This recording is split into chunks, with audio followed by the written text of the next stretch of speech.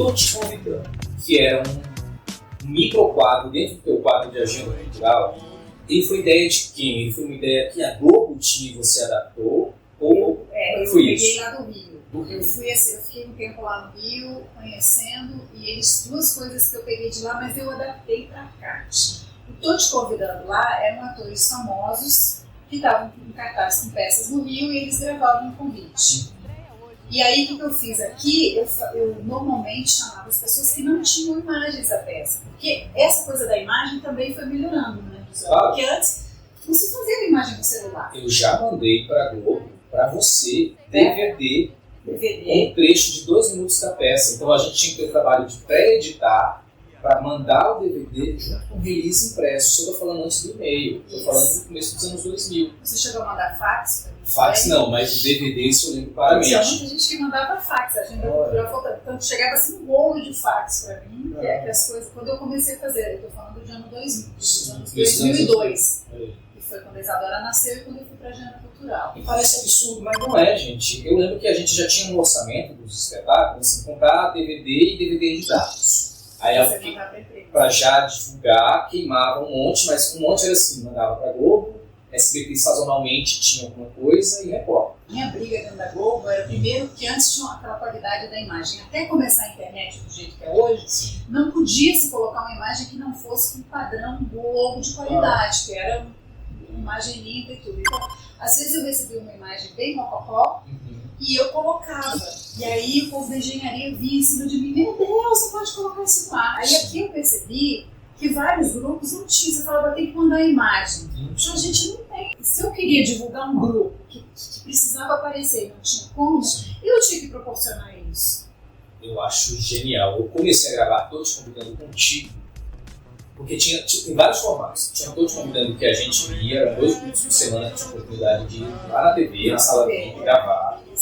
Depois teve o formato de que um cinegrafista ia pro cenário da peça para gravar no teatro, estava trabalho pra caramba. Segundas-feiras, quando eu tinha equipe, eu pegava e aí eu ia gravar, isso mesmo. E depois teve da internet, que é mais recente. Na pandemia, a gente as pessoas começaram a mandar, mesmo depois que acabou, né, porque existe muita peça virtual, né, que começaram as peças virtuais, então mandava para lá. Porque, na verdade, na pandemia, acabaram com a agenda cultural. Me avisaram que eu ia voltar para edição e reportagem e tal. E eu fiquei lá, não, mas a gente não pode abandonar todo mundo. As pessoas estão se virando, vão mostrar que é esse movimento. Além de tudo, além de criar essa ponte, você cria, na verdade, uma potência de dar para esse artista, nesses locais onde eles estão, uma autonomia criativa mesmo. Eu acho que eu, de Ribeiro e G7, tinha que merecer ter saído da Globo um troféu de Tô Te Convidando. No começo da agenda, a gente só podia colocar coisas que vinham em Betacam. Né? Então, artistas que a gente já tinha gravado por algum motivo, a gente tinha essa imagem armazenada lá. Era muito pouco, mas a gente tinha. E os artistas que conseguiam fazer isso, a gente colocava mais. Por exemplo, Daniela Firme, ela sempre foi focada nisso. Podia não ter dinheiro para alguma coisa, mas ela fala, o que precisa? Imagem Betacam? Vamos fazer. Então ela me mandava aquilo. Então o que acontece? Eram as pessoas que apareciam mais, Pedro, Paulo e Matheus. Você tinha o material e eu precisava, porque os outros eu não deixava de falar, mas eu só falava.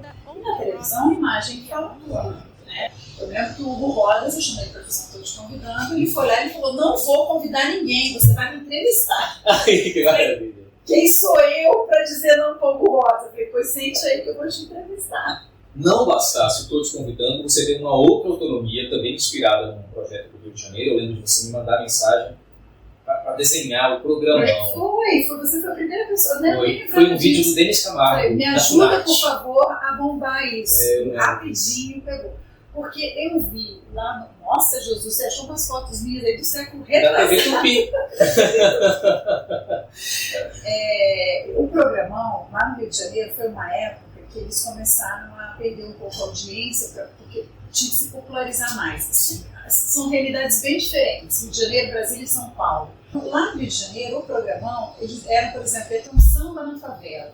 Aí a pessoa gravava e o comentarista no estúdio comentava aquilo. Então era uma coisa só.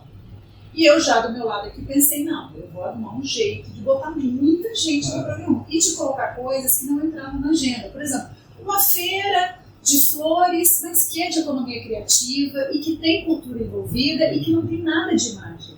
Então eu pessoal não convite. Aí o programão começou a vir com coisas de internet também. E com um outro elemento, que é um elemento que traz muito mais aproximação do público com a TV, que é isso do braço estar estendido e você olhar para o seu celular fazendo selfie. Isso muda também a narrativa do convite. Muda, lógico.